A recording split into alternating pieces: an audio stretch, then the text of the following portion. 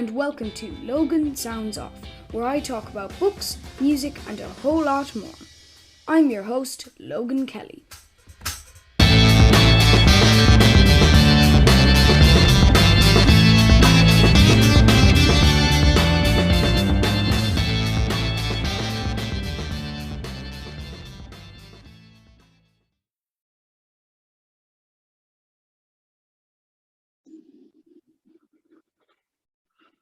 Oh, Hello, Thomas. so Yeah, so how are you?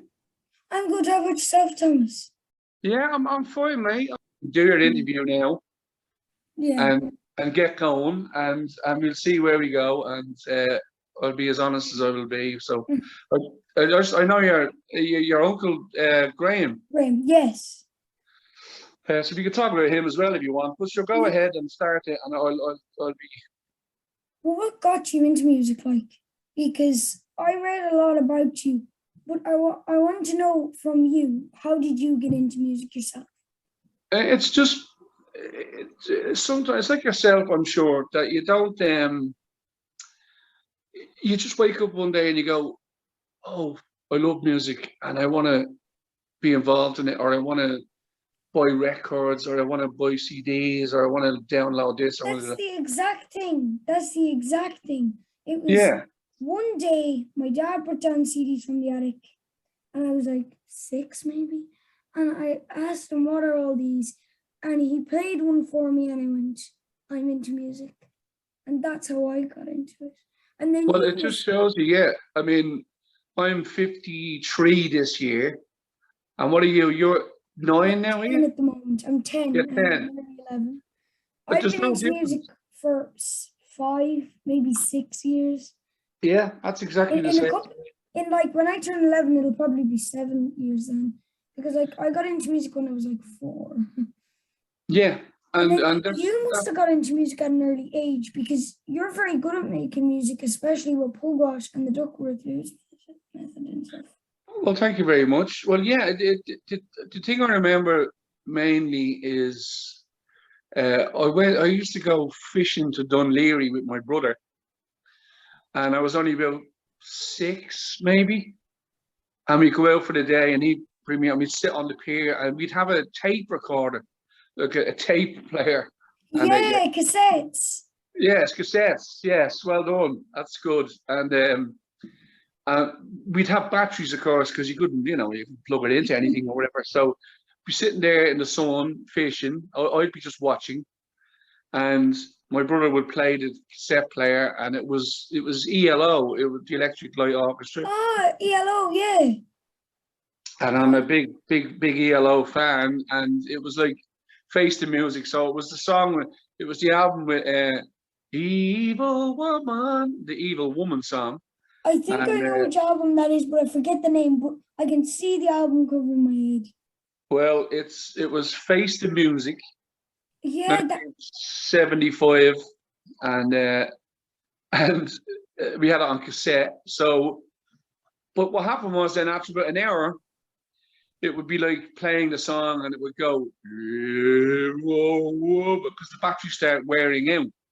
So it would start playing slow, and I always have memories of slow music and stuff like that as well, because battery's running out and all that. So it's kind of like you're saying you grew up with ELO, but you also grew up with jazz, and it was so slow. That it was kind of like jazz. Yes, it was becoming becoming alternative music. But yes, so the memories are of my brother playing music, and of me kind of going, well, I really like that, and my dad played a lot of the Carpenters and Perry Como and people like this, and Frank Sinatra and ABBA. Frank Sinatra, yeah. Yeah, ABBA were huge as well in Ireland, and Gilbert O'Sullivan. I've never heard of Gilbert O'Sullivan now. Well, he's one you'll really like. He's still playing. He's still alive and well, and still touring. Alive and kicking, yeah. Yes, and he had a few songs which you may know when you hear them. Yeah, them kind of songs. And but he's originally from Waterford in Ireland, but he went to live in England in Swindon, and Yeah. became this huge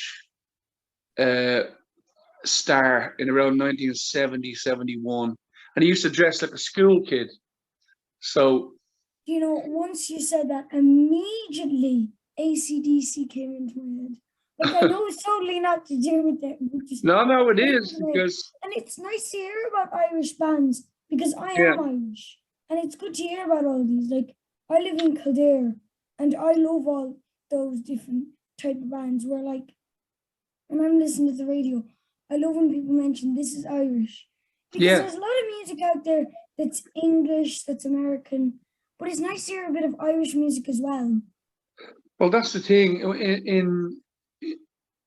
I suppose in my day, you had to go, you had to go to shops and you had to get information off people who worked in the shop, and you had to buy maybe or read a magazine or something, or a Yeah. fanzine, as we call them, like, Yeah, fanzines. My yeah, dad told me like that in his class or somewhere, people used to make mini fanzines and like yeah. photocopy them and then sell them to everyone. And I always thought And that was cool that they done that. they were great, and a lot of bands would work in conjunction with the fanzine people, and a lot of fanzine people became very famous in the re-release of these bands' old material eventually, because I know a couple of guys who did fanzines and they went on to work for EMI, working on back catalogue releases, with CDs and all. So they became a kind of well-known people in the history of these In those bands. So, sectors, yeah. and they started off with fanzines. So it's always, there were such a wealth of information anyway back then, because there was no internet and stuff like that. So that was the fun thing about finding bands back then. But nowadays, you like would still have to look around to hear an Irish band, because they're not easy to find, because they're not Yeah. played on the radio a lot and they're not shown on TV a lot. And so there is still the same problem, really. Now, I think we've kind of already touched off this, but why did you yourself get into music? Like, was there anything that kind of like clicked in your mind and you just went, I'm gonna get you kind of want that made you want to go into music? Well, yeah, it was definitely um just ELO for me. When I heard them, the music was very, I couldn't really understand everything I was hearing at that age. It was kind of like, it just sounded fantastic. And so I just You're wanted more to, listening to the instruments than the lyrics. well, yeah, well, Jeff Lynne's he's not famous for his lyrics, really. He's a bit of a moon loon spoon June, as we'd say, because Yeah. he's an easy rhymist, really. But things like Mr. Blue Sky are great lyrically, Uh, Yeah. they're And great lyrics. ELO have made it big. Oh well, ELO they're have a huge really band, made and and they're still going, right? Yeah. yeah, he still plays and still records music as Jeff Lynne's ELO. But he was the main thing for me about music, because I just absolutely loved what I heard with ELO. So they became my life. I'd wake up and just want to start playing their records, and I'd start looking in the magazines to buy their records. So I'd only get £2 a week pocket money. Yeah. How much does your dad give you pocket money? Well, the thing is, I don't get pocket money, but like if I do like a chore or like I find something, I might get like some money, and then for my communion, I got loads of money, and everybody Brilliant. else was like buying different stuff, and I bought a record player, and I bought loads of records to play along with it. And Well, the first record I bought was The Wall by Pink Floyd, and who was it? it's Pink Floyd, The Wall. The Wall. My God, there's a toughie to. That's brilliant. Wow. It's kind of a hard album to understand, though, if you know what I mean. It Like is. some parts of it are kind of like the last two songs are eerie, but I really like the album and the style of Pink Floyd. A lot Yeah. of their Well, songs. did you get Dark Side of the Moon eventually, or did you? I didn't. and I kept going into record shops, and like I went, I have to get Dark Side of the Moon. It's one of those things that you say you're gonna do, and then like once it comes to you, you're like, oh look, there's another record that I know. I'll get that. Exactly. But I'm definitely gonna look into getting Dark Side of the Moon, because Pink Floyd are fabulous, and I think one of the other albums I bought was a single, and it was an Orange record, and it was Living in a Ghost Town by the Rolling Stones. It was a new single, and it's amazing as well. That usually you don't buy records if you think you might not like it, because they're €20. Like, they're not cheap. You want to savor the record. You want to spend hours looking at the album covers, the details, and listening to the music bit by bit. Well, it's amazing to hear. It's like you sound like me, you know, when I was your age. So I'm very, very proud of you, you know, that you do that, because I tell you, with album covers as well, you just stare at them. So yeah, you're right. You put the record on and you just look at the cover, and every song that played, you know, you'd find something in your head to do with that cover. You'd be just so it wouldn't make any difference. You wouldn't have to read stuff. You wouldn't have to, you know. It was all about just looking at the artwork and smelling the album. Do you smell your albums? I've never done it, but it sounds like a thing I do, because I smell books. Yes, of Get course. a book and just flick it. It smells really nice, because so many people have read it that you feel like you're smelling all the different people who have read it, and it's like going through the past. Well, some of the old records, when you put your nose in, you go, "Wow, what the hell was that?" Because, you know, there's a lot. And it's not a bad smell as well. No, it's not. I won't hurt you. It's not harmful. Don't worry. It just can evoke a lot of memories, and even the new stuff smells great as well, though. You know, so it's just smells and visuals, and of course, then you have the ear. So it's all the senses you're hitting, you know. Yeah. And, you know, touch as well when you hold the record. Sometimes the covers are embossed, you know, with the name sticks up off the sleeve, and you can rub your finger on it, and you know, so it's all touch, smell, hear, taste. You know, though, like I use Spotify myself. People use Deezer, Apple Music, that kind of thing. But sometimes you've just got to go hard copy. Like, I would never, ever listen to Stiff Upper Lip by AC/DC on Spotify. Yet, I'd sit down and I'd listen to it on my stereo through a tape. Because I think it's horrible that people aren't selling tapes anymore. Because they're just as good quality, and CDs are easier to break, and same with records. Yeah. Tapes are harder and better material. Now, I'm not pro tape. Like, I love CDs and I love records, but tapes should be brought back too. Oh, well, cassettes, well, in a way, you know, they kind of are, because the last a couple of friends of mine are starting to bring out that format again, because vinyl is so difficult to, because there's such a waiting list on vinyl. See, that's the thing. When I look for a record, I think altogether I look through 4 shops, and to find the proper one. And I got this nice one here. It looks like a suitcase, but it's actually a thing. And there's a lot of money put into albums. Like, I wouldn't be surprised if I've spent €2 on vinyls. €200, sorry. Because like, I was looking there in like golden discs, and I saw an album for €100. And I went, that's why you need to think about getting a record player. There's a lot of stuff put into it. You've got to really agree with the record, basically. You've got to really like it. And the likes of Pink Floyd, The Wall, and Paul Weller on Sunset, I love those albums. Oh, cool. You're a Paul Weller fan? I like some mod stuff, yeah. And like his album True Meanings, that was amazing. And other bands that were to do with him were amazing too.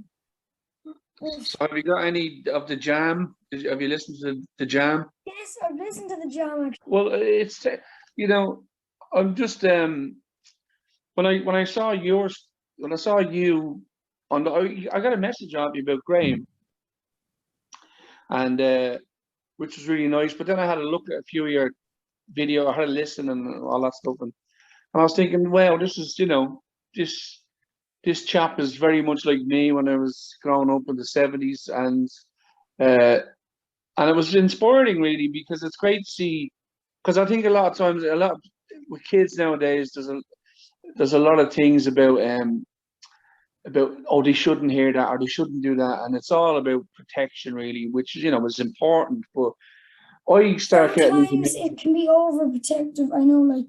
well, when it comes to, well, a lot of people under that category, a lot of people don't really respect kids that they can fall in love with music at 4 and 5 years of age, and Exactly. Like, I love music, and I have for 6 years, and I'm 10. I yeah, love music. At one stage, everybody knew me because I was such a big fan of AC/DC. yeah. That's how big a fan I was that everybody knew me because of it. Well, did you? Well, while you're talking about, because you obviously you're a big fan of AC/DC, who are brilliant, but there's a couple of, I know a guy. I'm friends with a guy called Ken Schaefer, and Ken basically is a brilliant inventor and designer and stuff, and he invented the pedal that Angus Young uses since 1975, 76. And the thing was, I'm good friends with the famous Russian singer Boris Grebenshchikov, and Boris and Ken are great friends because Ken went to live in Russia years ago. And when I was in Russia with my girlfriend a few years ago, we Yes. went to see Boris. Now Boris is like, he's like, let's say in Irish terms, he's like the biggest star. He's like Ireland's He's, biggest star he's as a like the singer. Ed Sheeran of Ireland. Yeah, he's exactly, he's huge, and there's famous pictures of him with David Bowie when they used to hang out, and George Harrison in his house in England and stuff. So he's a very famous guy, very famous band, and they were called Aquarium.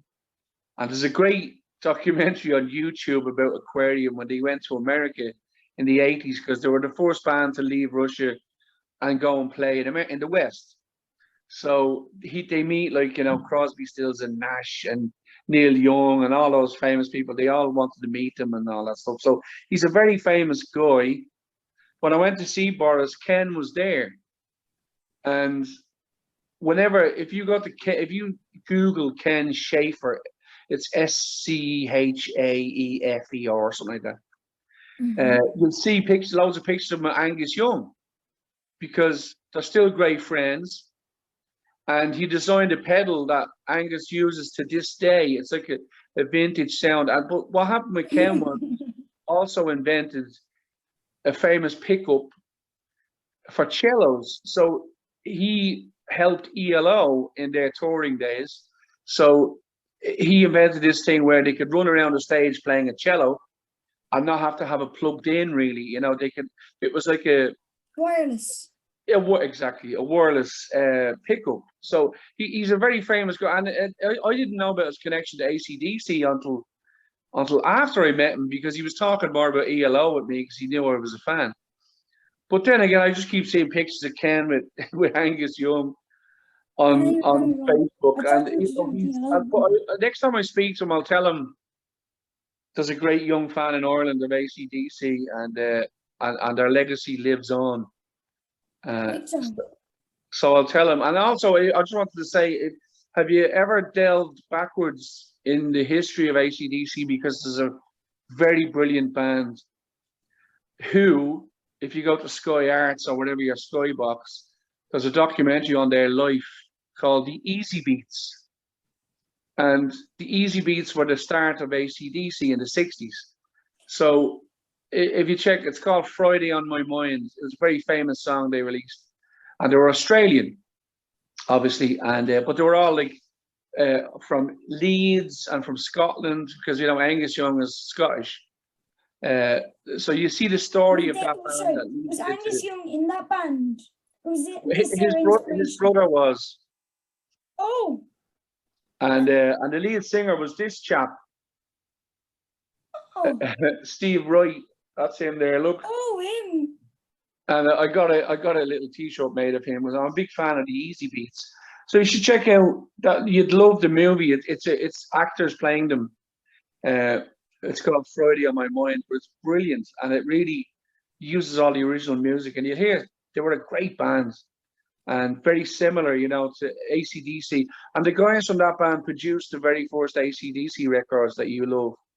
So it's all connected in. So it's great when you can go back, like, I know Foo Fighters and bands like that and Green Day introduced a lot of young people to Led Zeppelin and the Beatles and all. And Yeah, that's great. So always when you love a band, the great fun that I used to have was looking back further and you yeah. find some amazing. So Pink Floyd, I mean, have you gone back to the 60s with Pink Floyd? I haven't. Well, that's going to be fun because they were very different. I can only imagine. Yes. And they had their very famous guy, Sid Barrett. That's the guy who was the leader of the band then. And he was very important. And Wish You Were Here was written about, or Shine On You Crazy Diamond was written Yeah, about Sid Barrett. But it's a very sad story with Sid. The terrors of drugs. And but it's all very educational, and the Pink Floyd stuff in the 60s was brilliant. So yeah, that's worth checking out as well. But you'll find that eventually when you delve back further into history. yeah. Now, there's two things that I want to ask you. This is to do with your bands. Yes. So, Duckworth Lewis Method. Are you still into cricket? And if you are, have you ever played cricket? Well, as you can see, I'm a portly chap, which means I'm fat. So my physical attributes are limited at this stage of my life. But I used to play cricket as a kid, and I played a few funny games, a few jokey games around the time of Duckworth Lewis when I was on Cricket AM, Soccer AM. That's on Sky Sports. So when we went over, we did Cricket AM, and I had to stand there and try and hit a ball, which was fun. But so I love the game. I don't really play. I wouldn't play anymore, but I did back in the day, and I just loved it because I seen the Ashes in 1981 when Ian Botham hit the ball all over the place, and it was just brilliant because it's a sport. Ultimately, it's not anything to do. I didn't think about it being a colonial English thing or a Yeah. political thing. It's just a great game. And did you hear who so I'm gonna try and get you to guess a person. Someone died today, and you sung about him. Oh, who died today? Because I haven't been up on the news. Shane Warne. He died? Yes, he died. 52 today. He died at 52 years of age. It's the 4th of March, and that's when he died. Oh my God! I didn't know that. I know. When I heard that, I went to my mum. The guy who's in the Duckworth Lewis Method song. Yeah. No way. Wow, that's incredible. I haven't checked the news all day, and it's funny. I've seen a few messages on my phone that must have been related to. Wow, my God. Does it say what he died of or what it was? Or I do know what he died of. He died of a heart attack. A heart attack got him, unfortunately. Very young man, though. Very young. Oh my God, and a very fit man, obviously. Playing cricket like that. Well, that's well.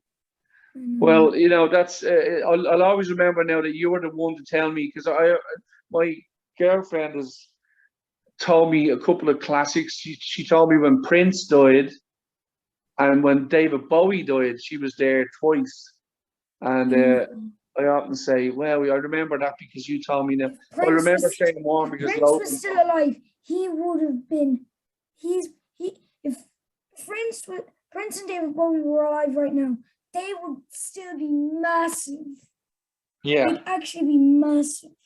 Oh yeah. Well, David Bowie. I don't know whether you you have much David Bowie, but he's a very important person to try, like, you I know. have Well, one of his records actually, and Changes.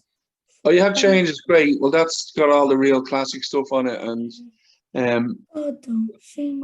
he when these people were alive, and I was obviously alive and listening to them when they were Yeah, releasing records, yeah, that can have a real effect on how you listen to music later in life. Because when I heard things like Ashes to Ashes when it came out, and yeah. seeing the video, which was very revolutionary at the time, where he's walking on the beach and it's all kind of cartoonish and animated, and it's all beautifully shot. But it's very weird to see that as a 10-year-old. Uh, but also, he covered a song called Amsterdam, uh, which was written by a guy called Jacques Brel. He was a French singer, Yeah. very, very famous, a very revered French singer. And it was about sitting in the port of Amsterdam, drinking and eating fish. And when I was 5 or 6 years of age, that the imagery that gave me in my head was very weird. It was like, what? Guy, he eats fish heads and he drinks and he has a woman around. And I was only a kid listening to this, and it was like the visual aspect it gave me was huge. So some artists like Bowie they do affect you a lot because their music is very visual in your head. It gives you lots of imagery. I'm It's sure like, you get a lot of imagery when you listen to stuff as yeah, well. like No One Knows by Queens of Stone Age. Anybody who knows that song knows the video. What song is that? No One Knows by Queens of Stone Age. Have you ever heard of it, actually? Which song is that, Logan? Sorry, I couldn't hear you there. No One Knows. Who was it by? Queens of the Stone Age. Ah, yes, of course, Their yes. video, yeah. Yes. That was good as well. So that came into my mind. That song, isn't it? Yeah. Yeah. Well, I'm friends with good friends for a long time now with Matt Berry, who's an actor, a comedian. Matt Berry, yeah. When I was reading it in the wiki, it came up Matt Berry, yeah. Yeah, yeah. and Matt's. If you look on YouTube as well, there's some great footage of Matt in Josh Home's studio, because him and Josh Home are very good friends. And when I was in London with Duckworth Lewis Method, Matt was filming one of his sitcoms. It was actually the one with Reeves and Mortimer. I love this. Oh, yeah. House of Fools. That's silly one. And yeah, Mortimer. Is that Bob Mortimer? Yeah, Bob Mortimer. Yeah, he's so funny. Yeah, he's very, very funny. And I was very lucky to meet Bob Mortimer on a tour I was doing, because we supported Matt Berry, and I did loads of gigs with Matt at the time. But he rang me when I was in London, and he said, "Look, I'm doing the sitcom in BBC, but if you want to come over, we're going out afterwards, and Josh Home is here from Queens of the Stone Age." So they were going out for a drink, and I was lying in bed after coming in on the plane, and there was an ABBA documentary on BBC4, and I was there with a cup of tea and a little bar of chocolate, and I was like, ABBA were on TV, and I says, "Matt, I'm not getting out of this bed to go anywhere." And so I toned down the chance of going out partying with Josh Home and Matt. But it'll happen again. To be honest with you. Why would you do that? Well, I'll tell you why. I stopped drinking 12 years ago. And when you're used to drink and party, and then you go out with people who are going to party hard, it's difficult. It's not the nicest. That's a very fair point, actually. Now I know what you mean. Yeah, well, it's like, it's like anything, really. Yeah, it's hard not to do something that you want to do when somebody else is doing it. Well, I've got to say, the power of a cup of tea and a nice ABBA documentary, and a biscuit, and a tiny little chocolate biscuit, and a bit. Oh, absolutely, God, you're well ahead of me there. You know exactly what's going to tempt you. One thing that I remember: the chocolate biscuit. Yeah, it's very important. I mean, I've been in some of the most swankiest hotels in the world, and like £20 for a tuna sandwich and things like that. and I just walk out to the Spar and get a couple of bars of chocolate and a nice sandwich for £2, ham and cheese, and go back to the room. And it would be nice. It would be just as nice. No, it's nicer. Oh God, it's nicer. Exactly. So, always remember your roots and remember your, that kind of fun element of things. But yeah, so Duckworth Lewis, I'm still in a bit of shock about Shane Warne, but sure, we just did it as a bit of fun because me and Neil. I was kind of thinking that must have been a bit of crack. Like, I know you were doing this gig for Alzheimer's, right? And like you bonded with Neil Hannon during that. So once I read that, I kind of went, even if I didn't know about the Duckworth Lewis Method, I knew that something was going to come along later. Because you guys, what I was reading, you guys seem to really enjoy working together. And like, Duckworth Lewis Method, oh my God. In my opinion, they're probably one of the best bands about sports in the world that I know of. They're amazing. Yeah, we certainly, it was just one of those things, I will be around music kind of anonymously for most of my life, but for that period of time, it was just very nice to get involved in something that was quite unique. And it wasn't to make money, it was just to have fun. Well, no, it's never about, even Neil, who makes a lot of money because he's a very talented man and he's done a lot of very famous things. The money is great, but he never gets up in the morning and writes a song for money. I mean, it's just not. It's just not what you do as an artist. I mean, you can get a job where someone says, "Can you write a song about a sheep?" And I'll give you £10,000, and I mean that's great because that's just a job then. But the actual motivation for doing it is never money, never ever money. It's just about trying to write the best song in the world ever, because that's what all artists, real artists, want to do. They just want to keep writing better songs, and that's why people say, why is Paul McCartney still playing at 80 years of age? And they don't have a clue, because it's what he does. It's his job. It's his life. To do with making music, actually. Can you tell us anything about your new album? Oh yes, of course. It's gone really well, and I can give you an exclusive. I have a couple of people on it that you wouldn't probably think of Pugwash, but Joe Elliott from Def Leppard sings on one of the songs. You got someone from Def Leppard, wow. Yeah, and Joe was a big fan of Pugwash, and he's a great friend, and he just did a bit of vocals, and I'm going to go to Abbey Road, the famous Abbey Road Studios in London, to record strings in April, an 8-piece string quartet, whatever they're called, 8 players and a conductor, and we're going to do the session there for the whole day. Do you have a name for the album, actually? I don't. I can't give you that exclusive because it's not written in stone yet. But I love all that because that what happens is, because the recording's not finished yet and it's still being recorded and it's still in the process. Yeah. But one day I'll just be listening to something, or I'll just be talking to someone and saying, "Yeah, that song means that," and then I go, "Oh." Aliens from Dundalk, that's the name of the album. It just could be anything. It won't be called that, by the way. So it's not going to be called Aliens. And then like later in this year, I just search up Pugwash, and then it comes up new release, Aliens from Dundalk. Yeah, exactly. That's a terrible name, but that's how it happens. The weirdest thing can just kind of could just click in your head, and it seems to sum up everything that's going on with the record in your head, and you go, yes, it's that.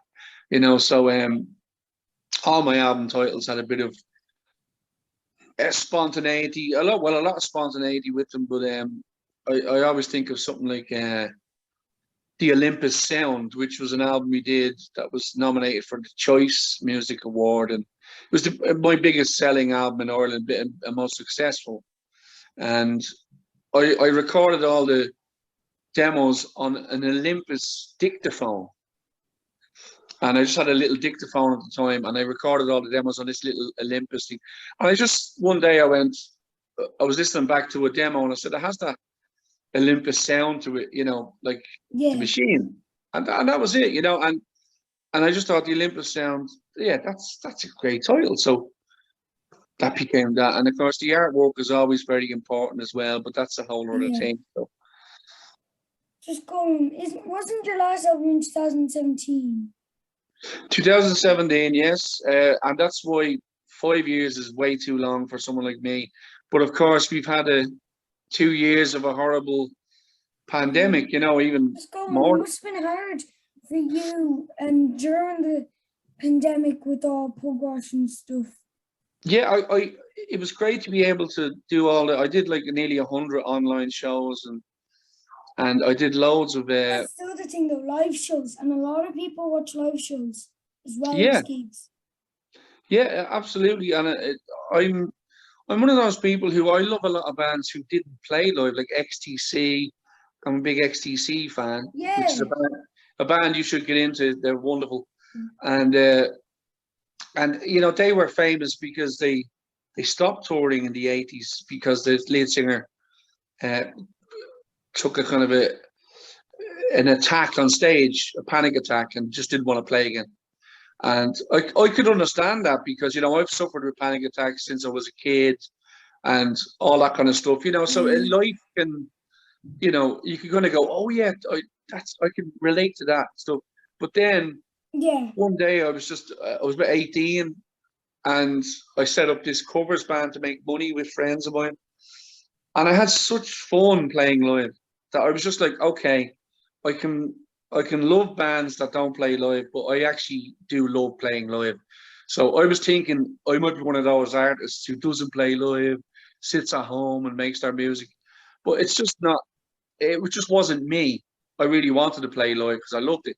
So I love playing live. I play live all over the world when I can. Just before Christmas, when lockdown was lifted, I went to America to do like 10 shows in houses. And yeah, so the fans get me over. They pay me so it's sustainable to be able to travel Yeah. and I had a brilliant time playing to people again after 2 years, 2.5 years. And especially America. America is a very brilliant place, which I hope your parents will get you to America at some stage, or you'll go yourself eventually, because you'll love it. It's a fantastic place.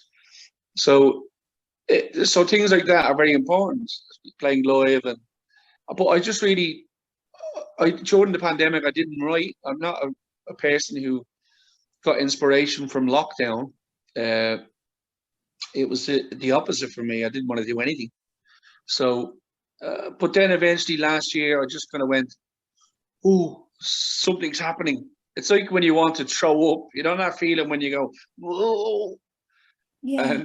and all of a sudden, then you can't control it. So music, songwriting is like that with me. It's like musical vomiting. I can't control it a You lot of just times. can't live without making music.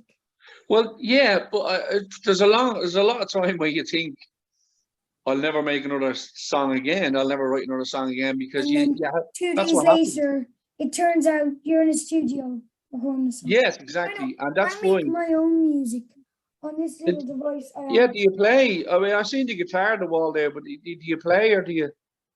I play. I'm learning guitar. Like I know a good bit on guitar, but I'm not finished yet. Okay. I'm still learning some of this. But what I use is on my computer. I attach this little thing up to my computer. Oh, what's that? It's a little MIDI lab they call it, and it's like Is it a little bitty? Oh, I it's connect fucking this cool, up, then. and I play this. Let's say it'll play through the laptop. That's That brilliant. way. And then I can also program buttons to play like samples and loops. I can Yeah, I was turn just looking. It looked like a case. It looked like an actual carry case, but it's actually a real little keyboard. Very nice. It's actually loads of people use it. It's really handy. And they're not hard to buy, and they're Yeah, extremely low priced. They're really good. and so are you keyboards mainly, or are you guitar as well? And Oh, guitar! I love guitar. Like I sometimes play the keyboard. Like I don't learn piano, but I kind of mess about with samples. And Yeah. like with guitar, sometimes that kind of gives me an idea of what I can do. Like I know that the black keys are minor, the white keys are major. That kind of helps as well. Well, brilliant. And it looks like you have, that's a cool mic. What's the mic you have there? I got this for Christmas one year, and I tell you, we were on a wild goose chase trying to find loads of other parts for it. It's a massive gear for music studio mic. So that goes Definitely, yeah. very Nice. long. So they will be using like studios, and I use them for like your radio and stuff. And it's really good quality. And the wires are really handy as well because they're not all over the place. Yeah, it's quite compact. Yeah, very nice. Well, I on the demos for this album, I bought a Tascam recorder, which is I used to have a Tascam tape recorder in the 80s, and I loved it. It was something I demoed hundreds of songs. So if you look around the internet, you'll see loads of my demos because I had to sell them eventually to kind of survive during the lean times, you know. And I had fans who wanted to hear them, so it was great to be able to release them and put them out as well. But I never thought anyone would hear my Shed demos from the 80s, you know, in the 90s. So, By the way, so did I ever tell you that, you know, the way you signed a deal with 1969 Records or something? yes, Well, Spotify made a mistake on one of the albums, and they were about to put in the record label, and they made the year 1969 by accident. So I only saw your that. oldest album was released in 1969. I am I'm one of the greatest songwriters of all time because I wrote a very, very good album when I was 1 month old, according to Spotify. Because I was born in 1969, and you know, unless I did it, you know, between August and December, That's very. yeah, I looked brilliant. at it and I went, okay, so he's obviously around 40 to 50. Yes. That can't be right. Well done on your mathematics because I'll tell you, that's hilarious because I hadn't noticed it, and some fan said, "Did you release an album?" You know, and I'm like, "What are you talking about? The 60s? Jeez." And but yeah, And then you it's just like, checked your phone. Oh. and the thing was, I was like, "What are you talking about?" So I just looked at Spotify and I seen 1969 release date, and I'm like, what the fuck? So, yes, they did a stupid thing, but sure, that's what happens when a company that really isn't music centric, as they say, you know, their knowledge isn't there. Their knowledge is just online streams or whatever. Yeah. So, you know, anyone would know. Well, anyone with a music knowledge would know that I couldn't have You made didn't an album. release an album at 1 month old. But it's such a big thing. But it's funny though, you know, and I don't mind, you know, it's not going to stop anybody finding it, I suppose. But yeah, so um, it's a funny one, I have to say, because I would have been a child genius. Let's put it that way. I can only imagine you writing songs at 1 month old. At 1 month old, yes. Well, I made a lot of noise when I was a kid, but you know, it wouldn't have been anything that was releasable. So. Yeah, and it just shows the baby ears. Bang, bang, bang. Yes, I do have. I found recordings. I mean, I used to want to be a DJ when I was a kid. So, like yourself, that's what's brilliant about what you do because I wanted to be exactly what you're doing when I was that age. I wanted to be able to. So, I used to do my own little radio shows with a tape recorder, and I'd say this next song is from Elvis Costello, and it's this, and then I put the needle on the record and play the record, and then it would come to an end, and I go, that was Elvis, and I take it off, so I had my own little radio station, and I once had a tape and I was recording it, and it was so funny, and then I'm listening back because I was 8 when I first started the radio, and I was listening to it, and I felt so cringed out. Well, it's your voice. Your voice is obviously getting it's over the years it'll get deeper and it'll do all that, So you listen back and you're like, So that's always funny, yes. But you'll love listening to them one day when you look back, So it's all great, and I'm delighted they're using cassettes because I love cassettes as well, Cassettes would always give me a lot more bass. So when I was listening to Yes, I had on my thing bass, double bass, and double bass. yes, And when you had it on double bass on the radio, it sounded so good. yeah, It sounded insane. Unfortunately, I don't have that stereo anymore because the old Philips stereo kicked the bucket just one day, started to fault, and then it fell down. okay. But it's a very, very, very, it's very, very good double bass. And yes, gotta love the bass. And the thing is, but back in them days with record players and systems, the very early days, record players were built into cabinets. So basically, because you can talk to your mom and dad about this, so basically you'd have something that looked good in the room. So it would have 4 legs, it would be long, and it would have doors either side, and the record player would sit in the middle, like sunken into the little cabinet. So you could close all the lids and use it as a table and all that. But if you open the doors, you'd get less bass. So a lot of people would leave the doors shut on either side and it would sound really bassy. So that was how you got extra bass in the old days. You'd leave the door shut on the cabinet. So that's actually a very good idea. yes. So when you went into the 70s and 80s, they have little Dolby buttons. Yeah. And bass boost buttons, and they were great because if you took them out, it would sound like very thin, and then you press them in and boom. So they became just buttons then, as opposed to shutting doors. But I mean, if you have if you have a record player there, when you shut the lid or whatever, it sounds bassier.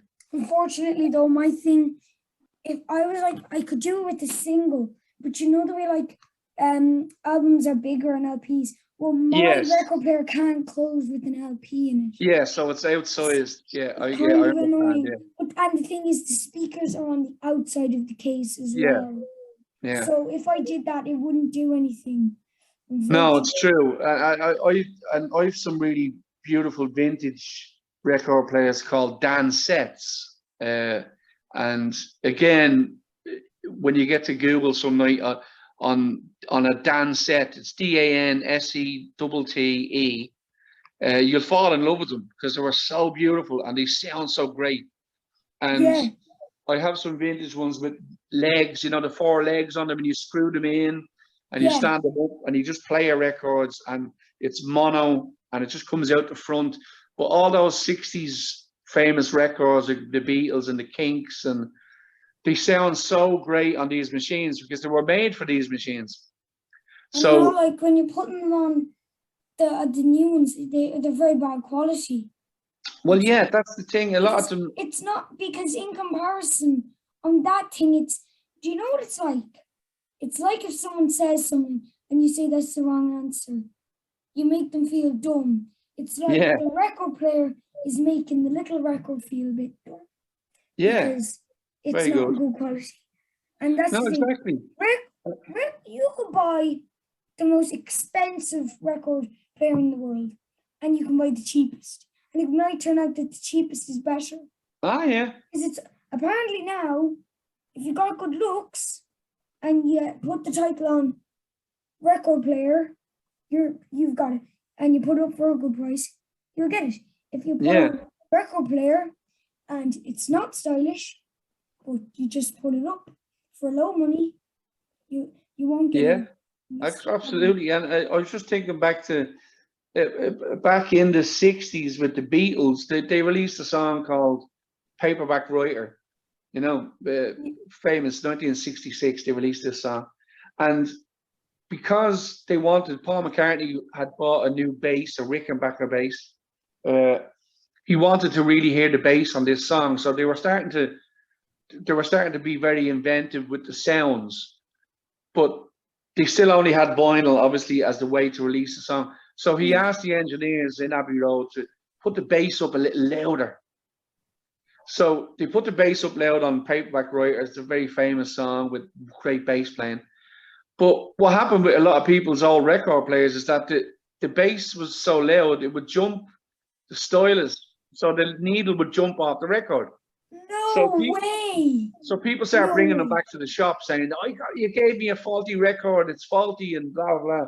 And they were saying, no, it's not faulty. It's just, The you just have bass to is really loud. lower your bass a little and it won't. So it actually made the needle jump off the record. So they The had needle to. wanted to dance. Exactly, the needle wanted to dance. And then in the 80s, the Human League. Yeah. You know the Human League, with Don't You Want Me? Yeah, like I think I know them too. Like I usually, what happens is if I have a song and I want to listen to it all the time, I'll get the name. If I like the song, if I really love the song, I won't get the name. So when I listen to it on the radio, it's like a treat.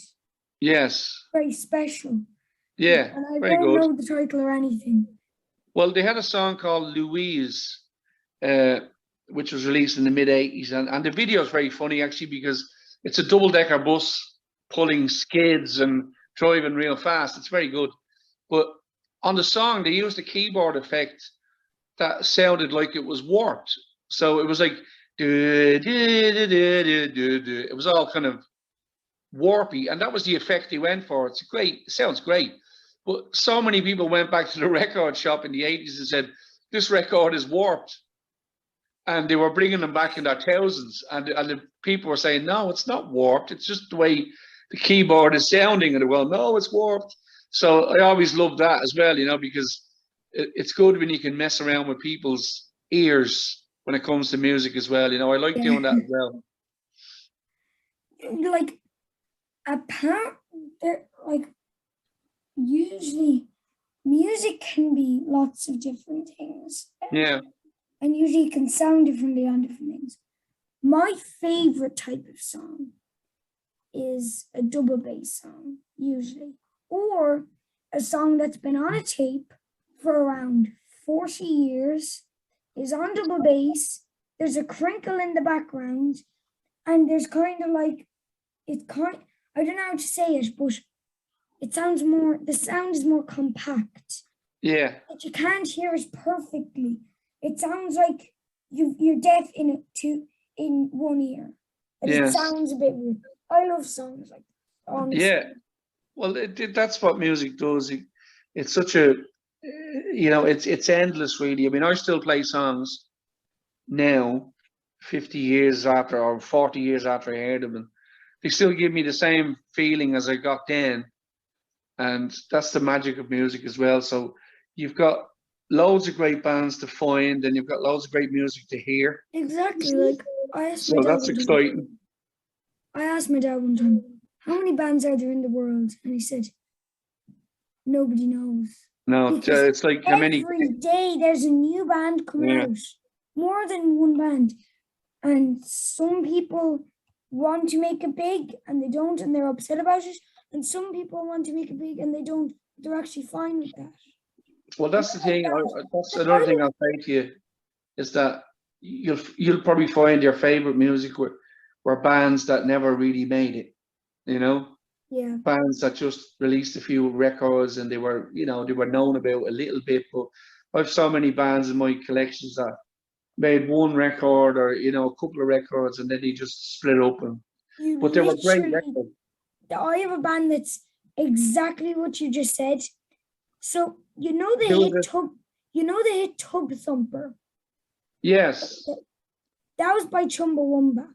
Chumbawamba, yes. Have you ever heard any of their stuff like Slap and stuff? Well, this is the thing. I know Chumbawamba released a lot of records, but they're only known for that song. Exactly. Like they released an album called Slap. Oh my God. It's amazing. Right. Yeah, that's great. The likes of other albums like Wissywig that they released and stuff, they're horrible. So you're a Chumbawamba, a bit of a fan of that record. Slap is amazing, but the problem is It's not on Spotify. It's not on Deezer. It's not on iTunes. You can't buy it as a CD and golden discs. You can only Okay. get it on like adverts and stuff like that, if you know what I mean. Or another app called Discogs, where you Yeah, can search up Discogs albums. is very important. Yeah, Discogs is great. Yeah, I remember a lot of kids, yeah, they'd go onto their laptop, they'd play video games, they'd watch videos and whatever. I'd sit down looking at Discogs for about half an hour, just looking at different albums. And I always thought the best type of album is a limited edition album. Yeah. Nobody knows about it, and it's like special that you think, wow, I'm one of the only people who know about this. I'm one of the only people I ever had this. My Yeah. dad has an album called Pearl Harbor by Joy Division on Yeah. blue vinyl. It costs so much. It's not sold anymore. There was only, I think, 200 copies released in Europe. Wow.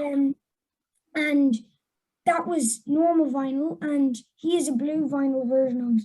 They're extremely rare. It's so Brilliant. rare that I think my dad and I, the first time we played it was with me, because my dad wanted to play it with me to show me what is this album like. And I think so far we've only played it 3 times. Yeah. I don't want to get it scratched because it's so cool. Well, you know, it could get you a new car when you grow up. You know, I'll be asking Dad, do you mind if I go to the attic for something so I can get a new car or possibly even a villa?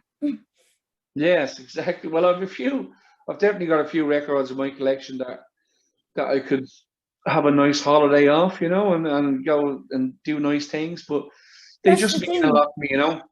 Hard copy, you could get a song on Spotify and it would be amazing. And then you could get a song on hard copy and you can't get it anymore. And it's amazing. Yeah. I know. Well, that's the thing. If I had Slap and it cost loads of money, I wouldn't sell it because it's just such a good album. Yeah. Aside from that, I probably would not sell it because I'd wait a little longer so I could get more money for it. That's true. But mainly because it's a good album. And it's more about music more than anything. Well, music's amazing. Unfortunately, a lot of people don't understand that.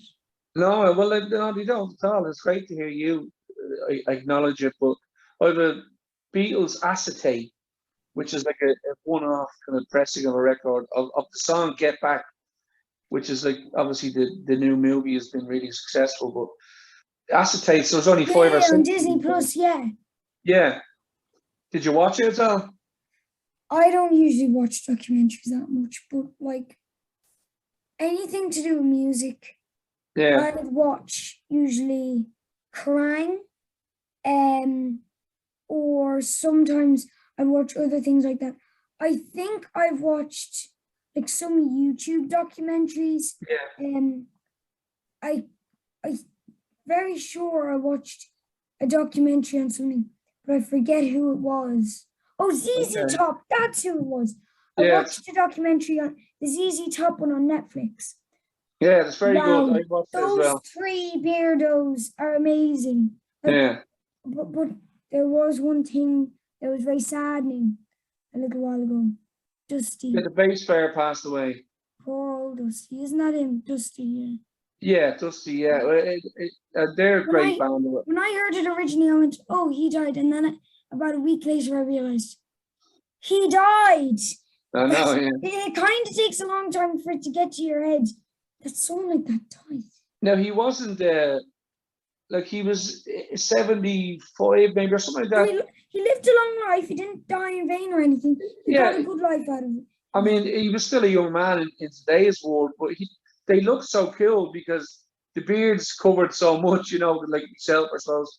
But you know, they looked. We've got a bit of a connection there between ZZ Top and Pugwash there now. Well, they looked 30 years ago. They looked the same, so people think they're still the age of 30 years ago. So that's why when he passed, it was a bit of a shock, you know. But yeah, they were, you know, they're going a very, very long time, you know. So, but you know, they're a great band, and that's a great documentary.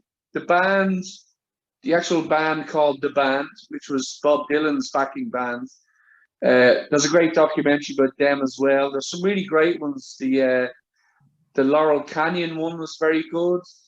The place in Los Angeles where all these famous Neil Young and Graham Nash and David Crosby, all those great James Taylor, Joni Mitchell. So I just remember something there. Sorry. So you were saying with Bob Dylan, I don't like Bob Dylan now that much. that's okay. Like a couple of his songs I like, but my friend Tom was telling me because he's into music, because his brother loves music, and he said, I'm into Led Zeppelin and someone else, and Bob Dylan, and he said to him, listen to the rest of them, but not Bob Dylan. And it reminded me of a time that one time this guy that I know on the radio, he bought a record of like Supertramp, and Cool. he went into a bar or something with his dad or something, and a man told him, I'll take that Supertramp album. Buy any other album, just not Supertramp. Don't listen to them. And the guy doesn't have the album, and the DJ never got the album back. Well, It's a nice memory to have, that you just Yeah. go, at least someone knows what you're buying. well, normally with when you hear stories like that, it's normally with bands that polarize people. So they make people angry, or there's fans that love them. So they're normally bands that are very successful. So Yeah. Supertramp are very successful back in the day. Yeah, So they they were had massive. so they they were had a lot of massive. people who, but then again, you have rap artists now and hip hop artists sampling all their stuff. And That's the because annoying thing. Samples now, they're taking over music. Like I originally got this thing called groove music. It was like you could press buttons and it would make all your songs, everything. And then I got BandLab, which is another thing, but it's not like Okay. that. It's actually making music. And I got the little yoke that I was showing you. yeah, And I said to myself, groove music samples are is great. not the way to make music. No, It's but just they're not the way. because because it's abused, but it is a brilliant idea, and I love lots of great samples. I mean, we I did it think in Revolution. actually, yeah, that was exactly what I was going to say. Wasn't that the trumpet in that was a sample? Yes, so Yeah, at the start. You could hear that was a sample, but that was the nice thing about it. That's well, why yeah, but Neil, that's the thing when you hear something and you go, well, I could use that in a song. That's a talent, so that's a good thing, Yeah. and there's no harm in it at all. Just making albums full of samples is just lazy. But Neil had this. It was a guy called Bix Beiderbecke. It was a very Big famous Spiderback. Bix Beiderbecke, Bix, and then Beiderbecke. You can And imagine like we're just going for the rest of the interview. Big Spiderback. yeah, I know, because it's one of those Bix. names. But I'll tell you, Yeah. in the 20s and the 30s in America, he was a very famous trumpet player, brass player. And the thing was, that was the time of prohibition when they banned alcohol. So he famously would play in bars that would have illegal hooch, as they called it, illegal beer and illegal stuff. So there were all these little bars where they were hidden away and the police didn't know about them. And he played What's that thing? A she-bean, like a she-bean. exactly, yes, yeah, Yeah. Jays, And so yeah, so God, I shouldn't be saying that. no, Like yeah, she-bean. you know your stuff. But the thing is, he famously died because he drank lots of illegal alcohol and he poisoned his body. So he died when he was 32, I think. But he released all these great records, and one of them was called The Rhythm King. And it's basically da, da, da, da, da, da. That's the song. Yeah, and you Neil, put that in. yeah, Neil really liked it. So when I went down to Neil's that day, he says, I have this loop. He says, I made this loop of a Big Beiderbecke song, and I just don't know what to do with it. And it was like, da, da, da, da, da, da. So we spent the day working on it. And Neil says to me, can you go home and write the entire history of cricket in 4 minutes? And I went, no. But I went home and I had a thought about it, think about it. And I came back to Neil and I had written loads of lyrics with with the history of cricket. And he said, it's too much. And I says, well, the history of cricket is 500 years, of history. But then I thought about it again. I went, okay, bullet points. Bullet points, yes. So I Bullet went. points, yeah. So I went princes and lawyers. Played with the English elite. So that was that's how it started, you know. And years of repression started a noise from the street. So it was all these kind of building up to cricket becoming what it became. So that's the kind of, and that was one of the earliest songs we did. So that was a good kind of what's the word I'm looking for? It was a good litmus paper test. Yeah. To how we could actually make this into a record, because I was reading something there, and I think, were you working on the album when, let's say, when you were doing the Age Revolution? Because I know what happened was you released that as a single with Neil and the band, and then a week after you released the debut album, and then like I think it was 2013, I don't know, Sticky Wickets. And God, when I saw the album cover of that, I asked my dad a good bit of questions on that there.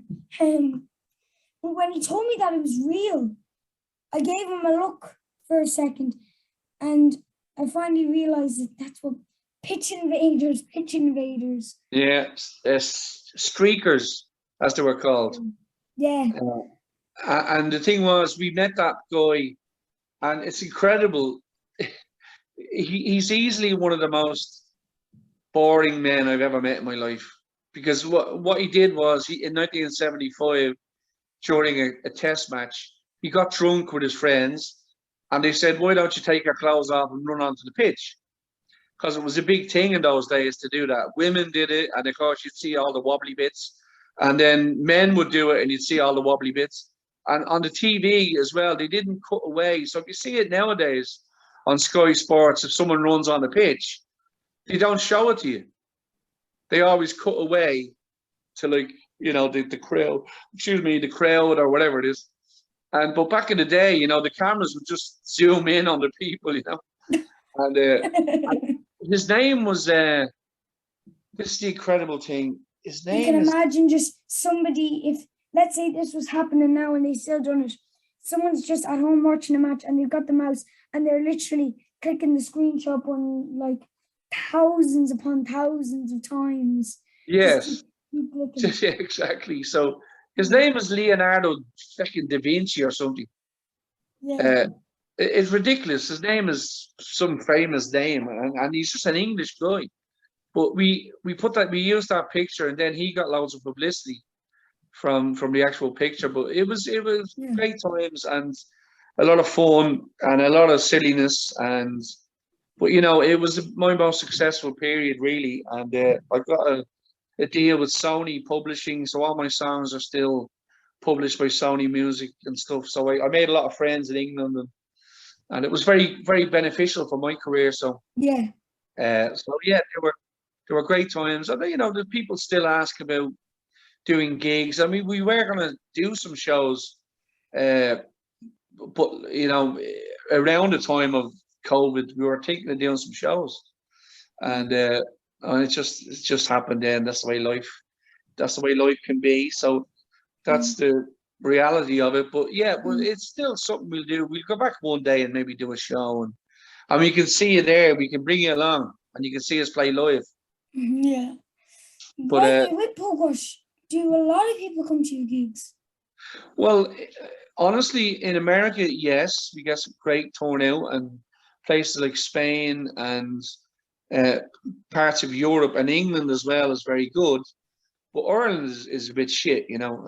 Pardon my language, but it's you know, Ireland has a specific, like, I'm one of those artists who they all want to hear about me when I go away and work with Jeff Lynne or Ray Davies from the Kinks, or Brian Wilson says something about me from the Beach Boys or something, and they all go, "Wow, that's amazing." And then, you know, they still don't invite me to play at festivals and do all that because I don't fit into the kind of Irishness. Which is extremely sad because you're such a good person in the band, to be fair. Oh, well, thank you very much. But honestly, I've gotten over that many years ago because I'd go to festivals as a guest of like some of the headline acts. So I was good friends with the guys from Air, who were a very famous French band. Their stuff was brilliant. Yeah, great. Well, I'm glad you know them. They're brilliant. But they were headlining the Electric Picnic or whatever it was 20 years ago, and I went as a guest because some members of the band I've worked with, and they were saying, well, I just had an album out, Almanac, which is my second album. Yeah. I always remember them saying, why aren't you playing this festival? So that was in June 2009. Almanac was released. So was that in around then? No, Almanac was 2002. Oh yeah, sorry, 2002. Yeah. Yeah, so they were playing they were touring with I think it was the 10,000 Hertz Legend album they were doing. And I just said to them, I don't know why I don't play the hometown festivals, but it was very embarrassing to be, because the guys were going, we love your album, we play it in the van, we play it in the bus when we're touring, and why aren't you playing yourself? And I was like, I don't know. Question, because I have to go and have my dinner. I have to go now as well, and I don't. Well, where did the Pugwash name come from? Just a quick question. Well, yes, that's a quick question. Well, it's very simple. It was an old cartoon called Captain Pugwash, and he's available on YouTube. If you put him in, you'll see him. But it's a silly name. I never really liked it, but it's the one that stuck. It's the one that stuck, and I kind of look like him as well. So that's a good thing. Yeah. But look, it was great to speak to you. Yeah. I'll see you, Thomas. Thank you so much for spending all this time. We've been talking for an hour and 20 minutes now. That's no problem. You just have to put it together now and release it. So that's your hard work. But tell your parents thanks very much, and I'll say hello to Graham for you because I'll see him in a few weeks. Bye. See you, mate. Have a great day, Thomas. Same to you. Bye bye. I hope you enjoyed listening to this episode of Logan Sounds Off. You can follow me on X, Facebook and Instagram at Logan Sounds Off.